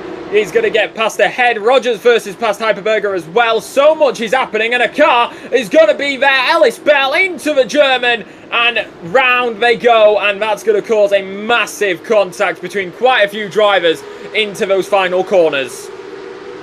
Yeah, that's really unfortunate there for Ben Georgiev, the Shira Esports team driver, just getting caught up in other drivers. Well, unfortunate there. So this is Ben Georgiev looking up the inside. I think decided to just slide out the car, went round, and that's Ben Ellis is then collecting him. So then the collision, it was collected by what seems to be Aiden Carter, unfortunately, for the Friar Guys Motorsport team. So that's damaged now, what I believe is the rear left of Ben Georgiev's car, and that's going to be absolutely woeful for his title challenge. But yeah, for the Shira Esports driver is out this race. They now look to see more battles going on down the mid-pack. Vaux getting past Mitsuova's now inside line. Dolo is still trying to go around the outside here. The Russian trying to get past the Frenchman, and they will try and go for it down the inside. Still there, and also keep in mind Gorecki's there. Lahula is there, and Fulham further back actually, a little bit off track there. I believe that was Goucher for the moment, as we've also got Pletcher right now, still trying to look for a move, as you've also got Mitsuo, who may look to get past Vaux into the chicane. Now Gorecki getting past Dologopitov all the way further back, and now side by side still here, going to be going fighter formation as they're heading toward these final corners through 13 and inside line over the curb. Car bouncing around the place, got contact there. That was with David, I think, and they went round, did Pletcher, so not what the Swiss would have wanted.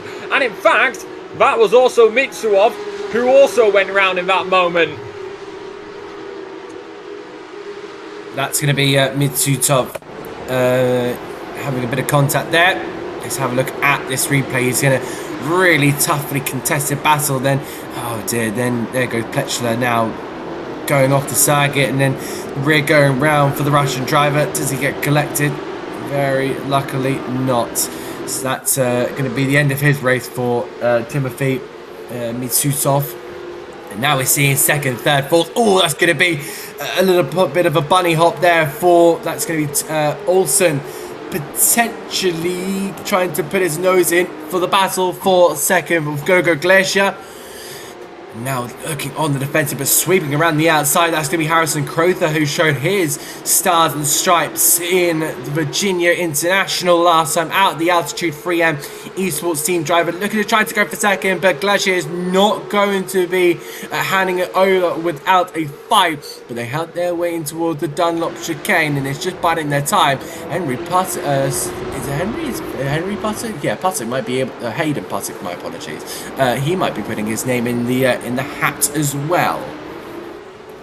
Well, don't count your chicks until they've hatched, because Crofer is still trying to go here, as Rogers is going to end up losing out, and that's because they are round on the exit, and that is not what they would have wanted. All the way down to 15, now down to 16 as David goes through as well. Katila, Nagler and down the inside trying to get back their positions that they lost out. And this is going to be the replay of Alex Rogers. Was it a collector? Was it on their own?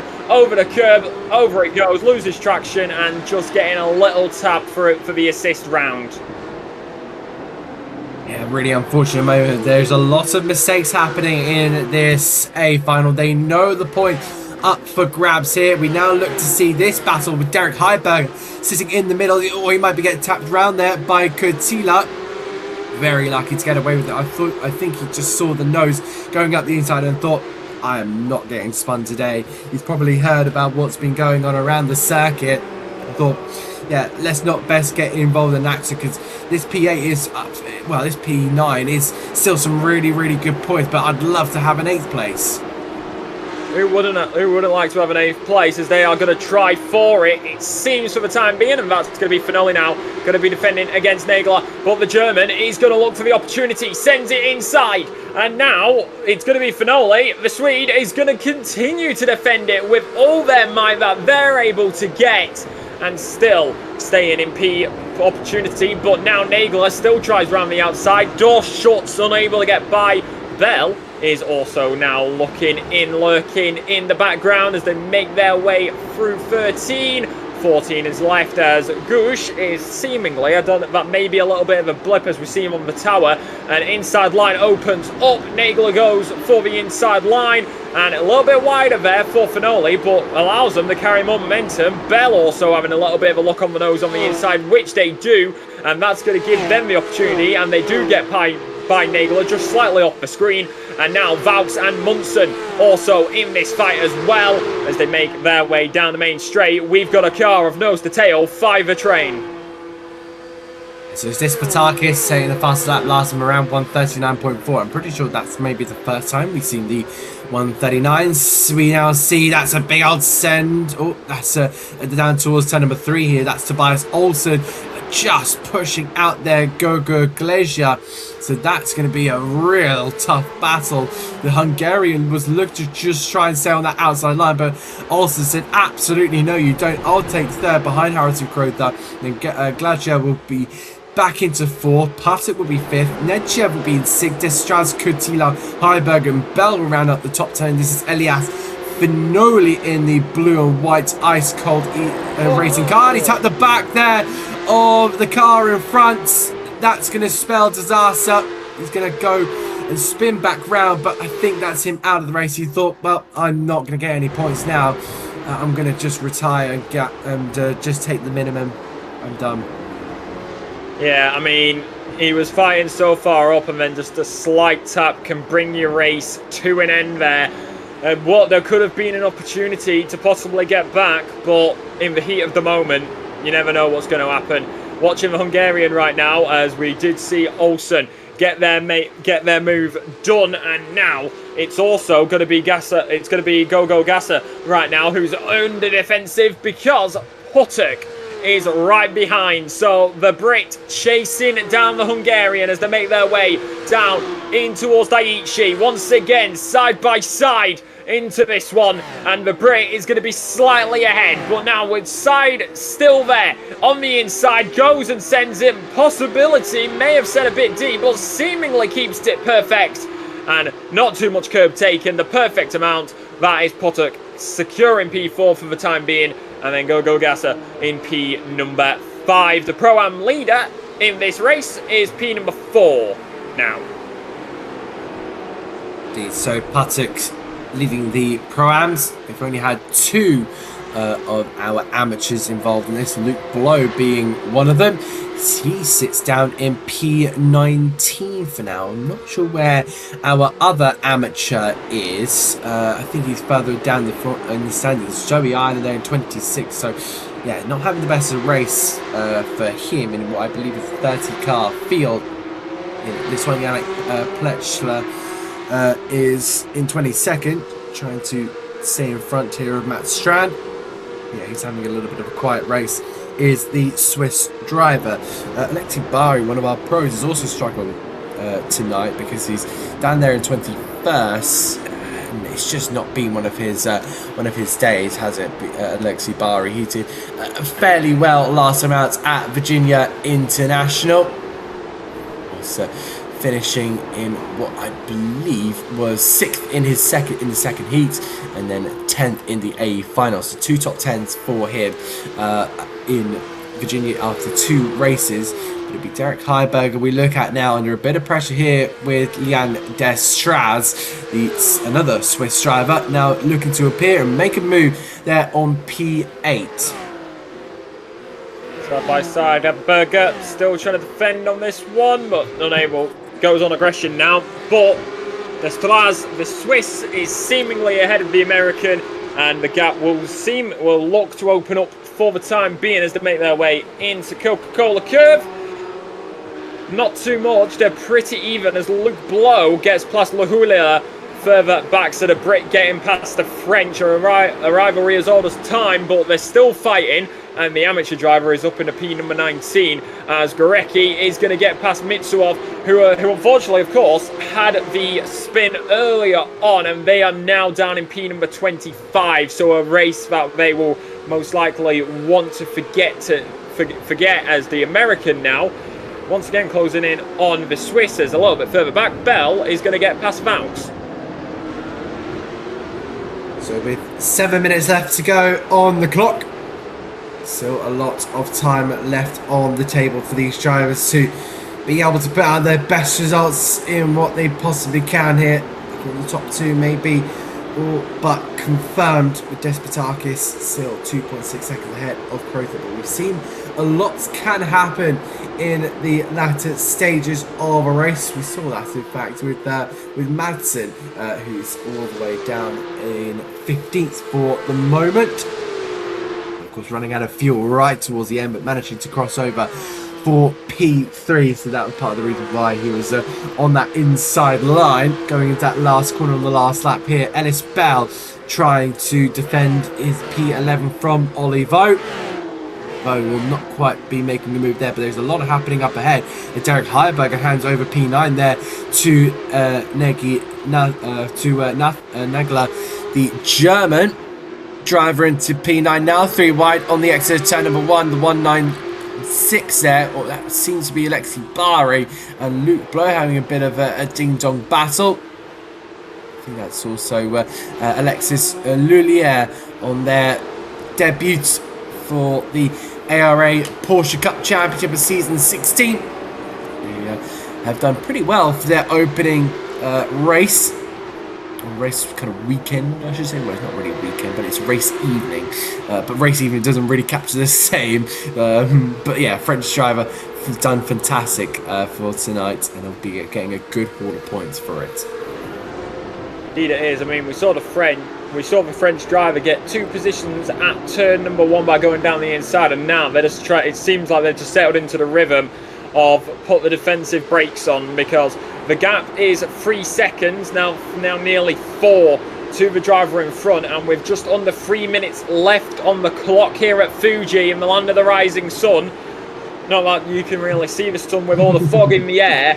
It is still on for the cards, but at this point it is going to be trying for it, as that's going to be Bahari who's going to try go down the inside and will get momentum now down the main in towards Daiichi once again, but the Ukrainian is going to be right alongside the French as they make their way side by side in the formation in towards turn number 1, and Bahari is still there, still defending, but also don't count out Luke Blow. You see him move to get a bit of clean air and in towards turn number 1 now, side by side. Lahulia and Bahari is right there with him, but on the inside line, there's Luke Blow, looks opportunity, 3 wide as they make their way down in towards Coca-Cola curve. Luke Blow still going to keep it there, ends up backing out of it. There's also Pledger, who's now going to go down the inside, tries outside move momentum, but ends up falling a little bit further back. Has to be careful because Matt Strand is also in this fight, and they will now go down the inside for the moment. Still trying to get past, but not there, not that moment, and unfortunately not this time around. We have got 3 minutes 25 seconds left on the clock, and side by side further ahead, this is Hyperberger and Naglia. Heiberger seemingly struggling on either his tyres or the car, because there is just something not going right with that Porsche at the hands of the American driver, because he is up in that top 8 comfortably.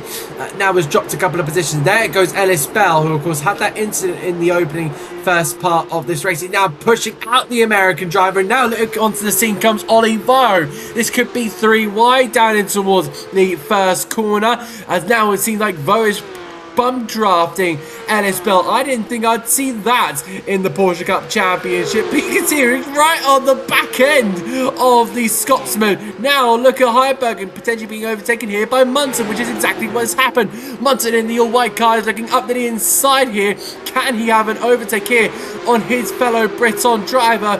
No, he can't get the X off the corner. Vo will keep 11. Munson will be up at 12, but Heiberger, but he's so frustrated. The Hyperion Racing Team driver is just not complying with the car, and here comes Alex Rogers right up behind him, who's of course not had one of the best of weekends. He's still trying to get to grips with Porsche after driving a Ferrari for a couple of months, but this is going to be a whole new challenge for the Breton. Lock on and still keep it going. Maybe fire remove down the inside, as it's still all to play for. 2 minutes left on the clock here. Rogers, Heiberger, Munson, Vaux, all practically bumper to bumper as they make their way through the chicane part and towards 13, 14, 15, 16 as they continue here. Alex Rogers still trying, looking for any opportunity that they can take to get by, but none of them seemingly opened up at the current moment. I thought that was a house for a second. As they continue here, looking inside line, and now still trying, and that is going to be Vaux who has gone round. That was just off camera. What has happened to Ollie Vaux in the Lion GP car? This is the replay. This was coming out of what? This was coming out, if I'm correct here, of turn number 15 into 16, and just loses the rear end on the car. Yeah. Probably either down to brake bias or potentially just weight transfer. That's not going to be what he wants in this case. Derek Heiberger now down to 14th, overtaken by both Rogers and Madsen. This has been an awful final for the Hyperion Racing driver. We'll have a look and see what's happened here. So this is Alex Rogers for the Miranda squad, of course owned by Canadian real life racing driver Daniel Morad. Oh, it just tries to avoid Munson in the all-white car. Had to take avoiding action, and that's how Nick Madsen managed to get in front there. Up 14 places for the MAG Performance Sim Racing Team driver. Now, we have to look here back to Despotakis in a moment, because look at the timer. It is getting very, very, very close. So we'll have to look to see what the Greek driver is doing. He's coming into the final corner. The checkered flag is now out, and this is the final time we will take to the line here in Fuji. He is a season 14 title contender, losing out. The runner-up will look to take a step in his title charge in season 16. Tony Despotakis wins here in Mount Fuji, with the big mountain taking a great view from above the circuit. It'll be Crowther who will look to take the championship lead now in the pro standings after his second place ahead of Olsen. Actually, I don't think that. I'll have to do some maths then, see if that changes, but it'll be Patek from Nedshev, from Gogo Glesha, from Kutska, Kutila, Destraz, Nagler, Bell. Rogers finished 11th, Madsen in 12th, Munson 13th, Heiberger 14th, and that is a brilliant slide there for Luke Blow right at the very end.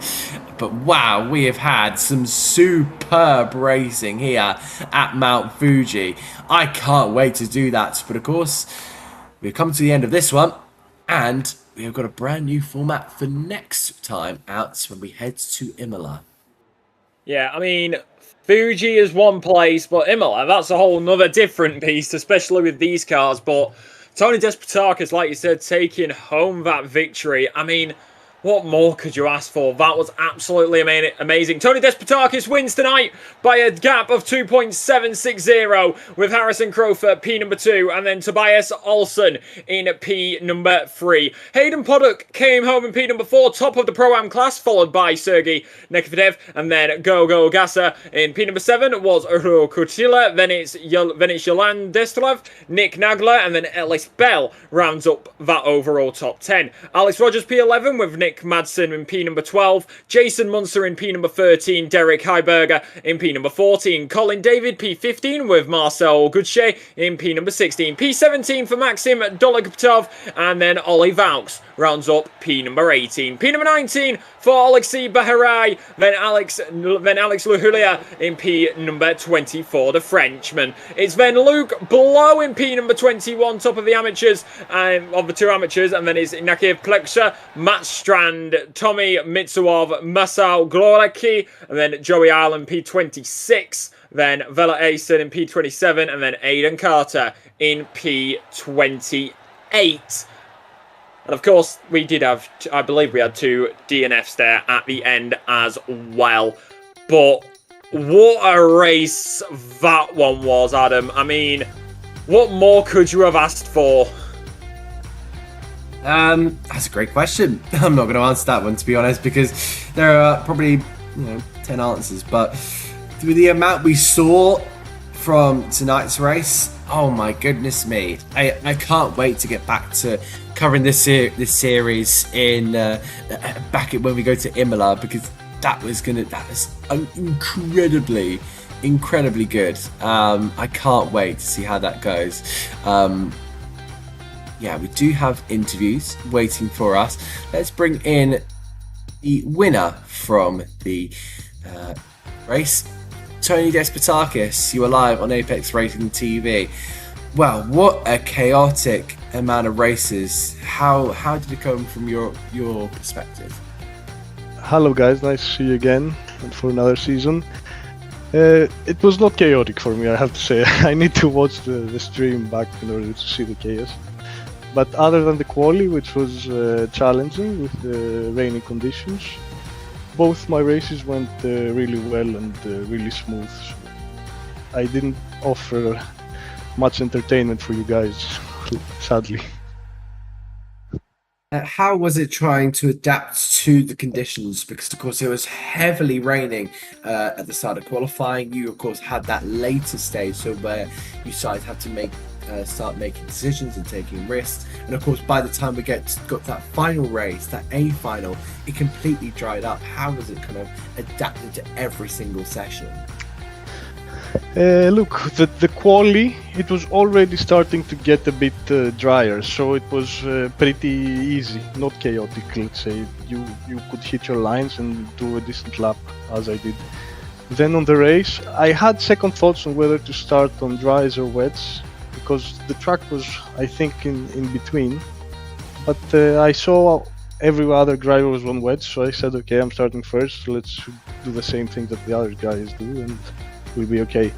And it was pretty okay, just avoid some curbs, and it was pretty smooth, and my setup also was working, because I had to guess based on the conditions. And then the wait time for me was long from the first race to A final, and by that time the track was almost completely dry. Only like a couple of curves were a bit tricky, but it was essentially dry.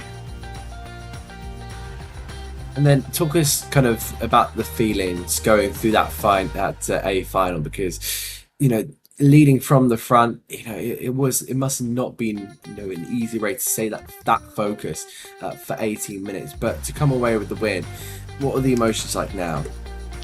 I'm very happy. I knew I had a good pace, and luckily P2 and the others started fighting, so they gave me an early caution. And I built on that, so it was really comfortable. I was not pushing a lot, just maintaining the pace. I had a good amount of practice also, so I was really comfortable. It's also a track that I know pretty well, so to be honest, no issue. It was just a walk in the park. And then we go to Imola next week. Is that a circuit you may feel confident at, or do you need a little bit of time to be able to adjust to what Imola has so often? I like Imola. I think it's also a 60-minute race, right? Which I prefer Yes. usually. And I think I won Imola, the 60-minute race a couple of seasons ago. I had a good race there, so I'm going there confident, and I also like the track, so I expect more fighting than today, but still I think we will be able to get a good result. Really, I expect a whole new dynamic when we go into that one. But a final question from me, unless Alexa wants to ask any. Is there anyone you would like to shout out? Yes, of course. My new team with old friends, Yusuf, and the new friend Jonas. They're doing an amazing job on the team. And of course our sponsors, TS Sim Shop, Racework and Sensit Haptics, which make this all happen. We are aiming for another win on Imola. Love that. I love kind of the high energy and part of that team. Alexa, is there a question you would like to ask our winner, Tony Despotakis? You've asked him everything I was going to ask, so I shall let him go. Well, thank you very much, Tony. It's been an absolute pleasure to talk to you, and all the best for the rest of the season, and we'll see you in Imola. Thank you very much, Kat. Have a good night. Tony Despotakis exiting the commentary box there. Alexa, I will hand this over to you. We welcome in our Pro-Am winner from tonight's race. It is Hayden Puttock. Hayden Puttock, you are live on Apex Racing TV. Welcome in. How, from your perspective, do you think that race was for you tonight? Because from the way that we were looking at everything, it was all over the place for many drivers. What was it like in the car? Thanks for having me. Quality or the practice, obviously, with the rain. I would be honest, I'd actually struggled in the dry pace, just the outright pace. So the rain, I was pretty quick. I was second, obviously, in the qualifying, but I obviously knew that the track was just getting better at every lap that the pros got on. So I knew that every single pro was just going to get in front of me. But yeah, I don't really know what happened. Or he won at least. I was watching. There was someone was on slicks. He was struggling a bit, but as soon as it got to the start of the second heat, the track just looked just dry enough. And I think everyone sort of, after a couple of people went slicks, everyone hopped on the bandwagon, and it just made for an awesome race. Yeah, obviously it was an awesome race tonight. We're going to Imola next week, which, from my perspective, is a very different circuit to Fuji in a manner of it's extremely tight and incredibly punishing, even if you go slightly off the circuit. So, comparing to tonight's game plan, what's it like going into next week for you? Once again, I didn't think this evening I was going to be top Pro-Am, but obviously next week is an hour race. It's like a proper longer race. So mentality-wise, it's going to be a bit of a survive. Don't really bother about position. Just try and at least finish in a decent position where you're not getting too harmed on points. But I think it's just going to sort of be a survival, and try not to get in any instance at all. Which I sort of did that last season for the sprint races at least. But yeah, it's going to be completely different for an hour race. Yeah, obviously. And before I let Adam ask you any questions, is there anybody you would like to just give a thanks or a shout out to? Yeah, all my Raceforge teammates for that race. They all sort of wish me luck for that last race, and Mateus getting through to the feature was good on him. All the team for helping me get the setup right and get dialed in for each round. Adam? And I believe Adam has gone. Oh, hello, he's back. Nothing from me. I think you've had a fantastic race there, Hayden. Leading the Pro-Am Championship. So I think we all wish you the best for the next round and the rest of the season. Lovely, thank you so much. And that was Hayden Puttock from the top of Pro-Am. Adam, that was an interesting race for tonight. I mean, we go to Imola next week. As I've already mentioned, a very different circuit. How do you think it's going to be affecting these drivers' plans as we round out here? Of course, they're going to be kind of taking a little bit of break from, thinking about this race. Just let the adrenaline just drain from you, and then you can maybe go and analyze your race. I think that's a lot of what our drivers decided to do. So I think I'll be really interested to see, how these guys decide to come back and think about what's happened. Of course, as I said, a brand new format. Well, I say brand new. A 1 hour race format for our guys ahead of Imola. Imola has been what feels like such a staple in terms of any motorsport calendar. No matter if it's prototypes, if it's GT3s, if it's Porsches, you always get. I think I haven't really covered any single seaters.